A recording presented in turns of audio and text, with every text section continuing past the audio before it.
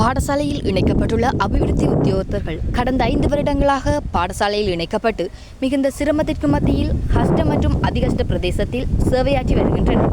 அந்த வகையில் இதுவரை அவர்களை நிரந்தரமாக ஆசிரியர் சேவைக்கு உள்வாங்காமை குறித்த கவனஈர்ப்பு போராட்டம் தொடர்ச்சியாக 13வது நாளாக இடம்பெற்று வரும் நிலையில் இன்றைய தினம் 2025/9/22 கோட்டை புகையிரத நிலையத்திற்கு முன்பாக இடம்பெற்றது.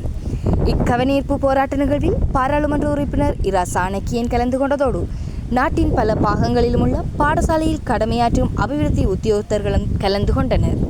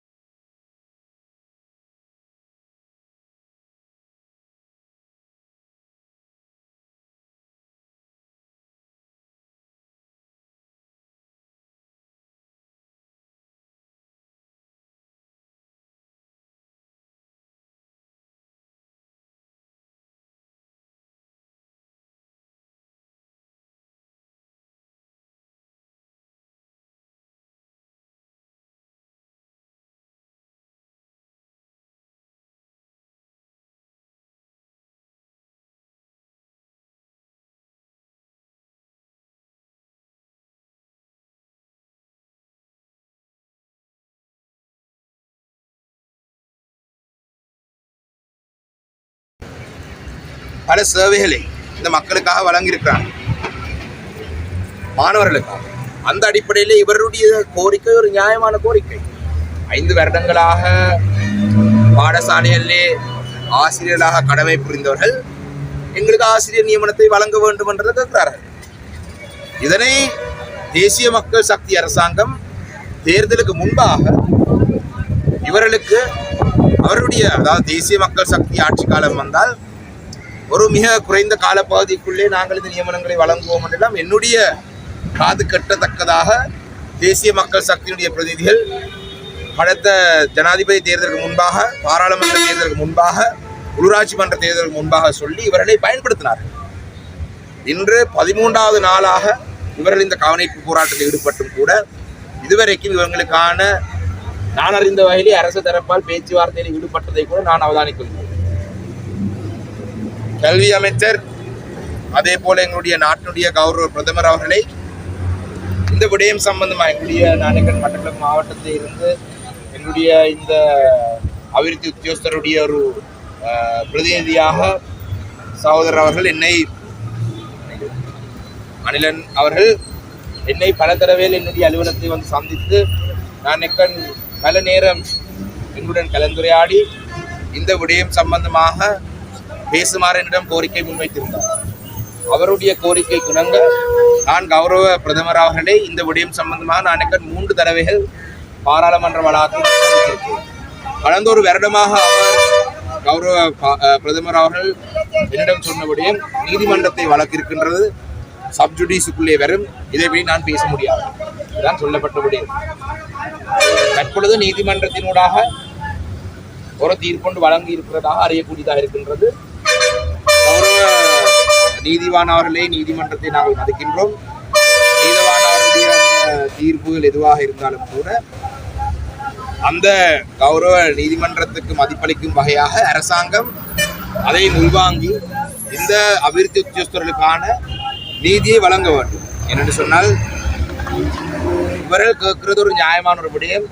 இந்த விடயத்துக்கு தடையாக இருப்பவர் நான் அறிந்த வகையிலே பிரதமர் அவர்களையும் கூட கல்வி அமைச்சினுடைய பிரதி அமைச்சர் மஹிந்த ஜெயசிங்க அவர்கள் இந்த விடயத்திலே விடாப்புடியாக இருக்கின்றார் என்றதை அறியக்கூடியதாக இருக்கின்றது. ஏனென்றால் நான் பிரதமர் அவர்களை சந்தித்த நாட்களிலே கல்வி அமைச்சருடைய செயலாளர் அவர்களை மன்னிக்கோணும் பிரதி அமைச்சர் அவர்களையும் இந்த விடயம் சம்பந்தமாக சந்தித்திருக்கு.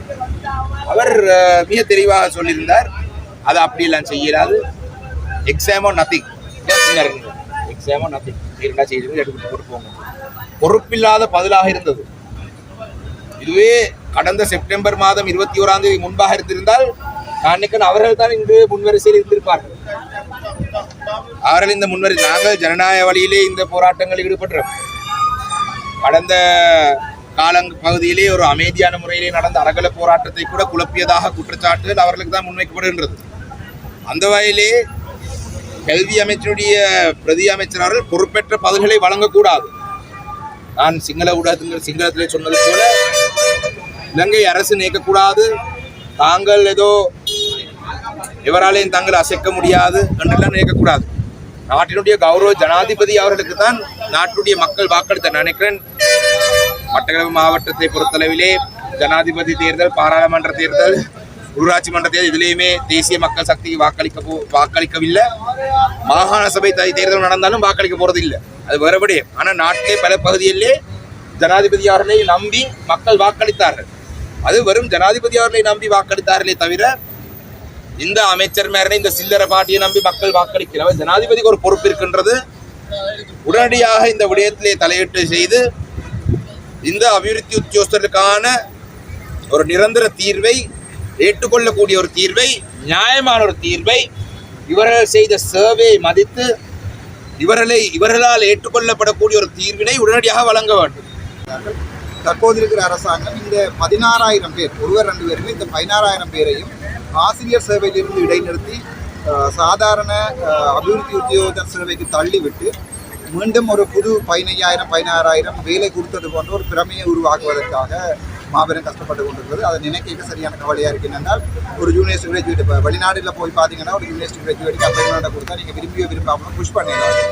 ஆனால் இங்கே ஸ்ரீலங்காவை பொறுத்த வரைக்கும் ஒவ்வொரு அரசாங்கம் தாங்கள் நினைச்சால் அப்பாயின்மெண்ட்டையும் மாற்றலாம், வேலையை இல்லாமல் பண்ணலாம், வேலையை கொடுக்கலாம். என்னை பொறுத்த வரைக்கும் ஒரு எதிர்க்கட்சி பாராளுமன்ற உறுப்பினர்ன்றதை தவிர ஒரு யூனிவர்சிட்டி கிராஜுவேட், அது ஸ்ரீலங்கன் யூனிவர்சிட்டி கிராஜுவேட், நான் ஹரணி அமரசூரிய மாதிரி வெளிநாடுகளில் போய் படித்து போட்டு வந்து இங்கே படிப்பதற்கு தயாராக இல்லை. நான் இங்கேயே பிறந்து வளர்ந்து இங்கே இந்த பஸ்ஸுகளில் 101 பஸ்ஸுகளில் ஏறி இறங்கி படித்தவன் கர்மஸ் காலங்களில். ஆகவே இவர்களுடைய வழி எனக்கு தெரியும்.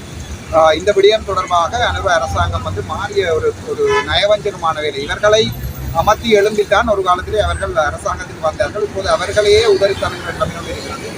அது தொடர்பாக மிகவும் கவலையாக சில தடவை நான் பாராளுமன்றத்தில் கதைக்கின்ற போது அவர்கள் சொல்லியிருக்கிறார்கள், தாங்கள் அப்படி செய்ய மாட்டோம் என்று.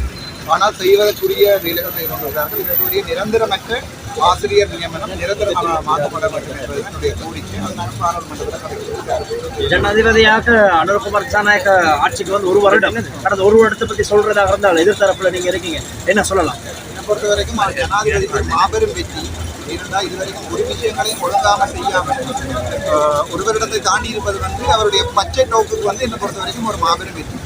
அதான் நீங்கள் போய் பார்த்தீங்கன்னு சொன்னால் மண்டதீவில் ஒரே ஒரு கல் மட்டும்தான் நடப்பட்டிருக்கு.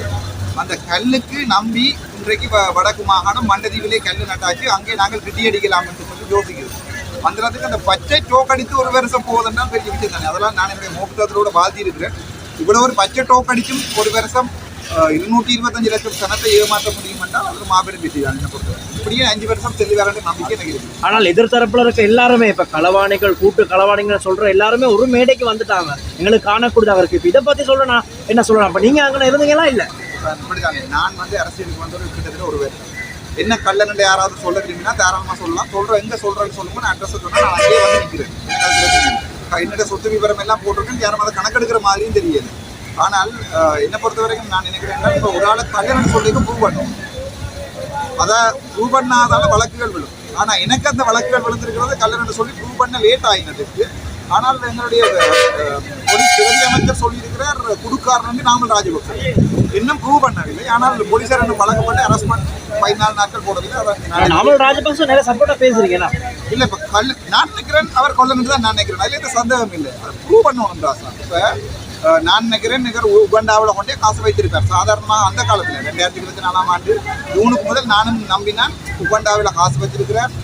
மற்றது அந்த கிழத்தே நாடுகள், அந்த நாடுகளில் வந்து ஹோட்டல்கள் வச்சிருக்கிறார்கள். நானும் நம்பினேன். எனக்கு இப்போவும் நம்பிக்கை இருக்குது. ஆனால் நம்பிக்கொண்டு இருக்கிறத மட்டும் யோசனை இல்லை. ஏன் நாமளை என்ன அடிச்சு போடுது? இந்த வரைக்குமே சந்திரிகாவை நீங்கள் செம்மணி புதைகுழிக்காக அரெஸ்ட் பண்ணவில்லை. ஏன் ரணில அரெஸ்ட் பண்ணி போட்டு அடுத்த நாளை விட்டுட்டீங்க?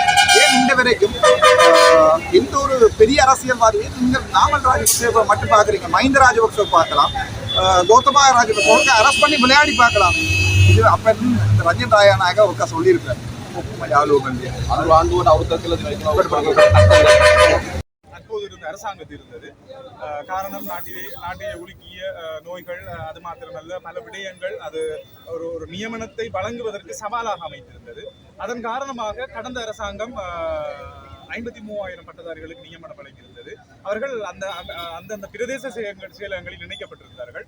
அதன் அடிப்படையில் ஆசிரியர் வெற்றிடங்கள் நாடளாவிய ரீதியாக நிலவியது. அதனை நிவர்த்தி செய்வதற்காக இவர்களை அன்று ஒரு நேர்முக தேர்வின் ஊடாகவும் விநியோக பரீட்சையின் ஊடாகவும் கல்வி வலயங்கள் இருக்கின்றவர்கள் ஒரு ஒரு ஒரு விதானமான முறையில் ஒரு தேர்வினை ஒன்றை வைத்து இவர்களை அவர்களுடைய பாடத்திற்கு ஏற்ற வகையில் பாடசாலைகளில் நியமித்திருந்தார்கள். அன்று நியமித்து இன்று வரை 5 வருடங்களை தாண்டிய அடிப்படையில் ஒரு பாடசாலைகளில் ஒரு ஆசிரியர் எவ்வாறு கடமைகளை ஆற்றிக் கொண்டிருக்கின்றார்களோ அதே போன்று இவர்களும் தங்களுடைய கடமைகளை ஆற்றிக் கொண்டிருக்கிறார்கள். ஆனால் இவர்கள் பல தூர பிரதேசங்களில் கஷ்ட பிரதேசங்களில் பணியாற்றிக் கொண்டிருக்கின்றார்கள். ஒரு ஆசிரியருக்கு வழங்கப்படுகின்ற எந்த ஒரு சலுகைகளும் இவர்களுக்கு வழங்கப்படுவதில்லை. உதாரணமாக பார்த்தீங்கன்னு சொன்னால் விடுமுறை காலங்களில் கூட இவர்கள் குறித்த பாடசாலைக்கு 7:30க்கு சென்று 3:15 வரையும் ஒருவரும் இல்லாத நேரத்தில் கூட அவர்களுடைய கையை பிங்கர் பிரிண்டை வைத்துக் கொண்டு அவர்கள் பாடசாலையில் தரித்திருக்க வேண்டிய நிலவரம். அதேவேளை தூர பிரதேசங்கள் கஷ்ட பிரதேசங்களுக்கு சொல்லி வழங்கப்படுகின்ற ஆசிரியர்கள் வழங்கப்படுகின்ற எந்த ஒரு சலுகைகளும் குறிப்பாக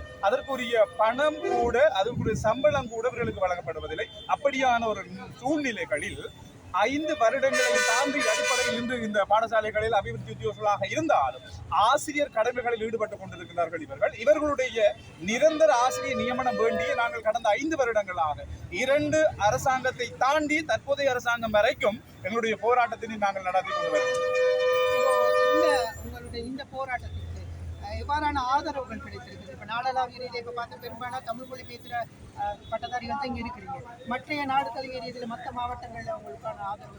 எங்களை பொறுத்த மட்டும் இலங்கை பூராக கிட்டத்தட்ட 16,100 பேர் பாடசாலை இணைக்கப்பட்டிருக்கிற ஆசிரியர் அபிவிருத்தி உத்தியோகர்களாக இருக்கின்றார்கள். கடந்த 8ஆம் தேதி ஜனாதிபதி செயலகத்துக்கு மாத்திரமல்ல கிழக்கு மாகாணத்தில் இருக்கின்ற வடக்கு மாகாணத்தில் இருக்கின்ற அனைத்து பொதுவான இடங்களிலும் எங்களுடைய ஆர்ப்பாட்டத்தை நாங்கள் ஆரம்பித்திருந்தோம். அந்த ஆர்ப்பாட்டத்தினை ஆரம்பித்து 8ஆம் தேதி தொடக்கம் கொழும்பு புறக்கோட்டை புகையிரத நிலையத்துக்கு முன்பாக நாடு தழுவிய ரீதியாக சுழற்சி முறையில் மாகாணங்கள் அடிப்படையில் எங்களுடைய ஆர்ப்பாட்டத்தினை சத்தியாகிரக போராட்டத்தை தொடர்ச்சியான முறையில் நாங்கள் செய்திருக்கிறோம்.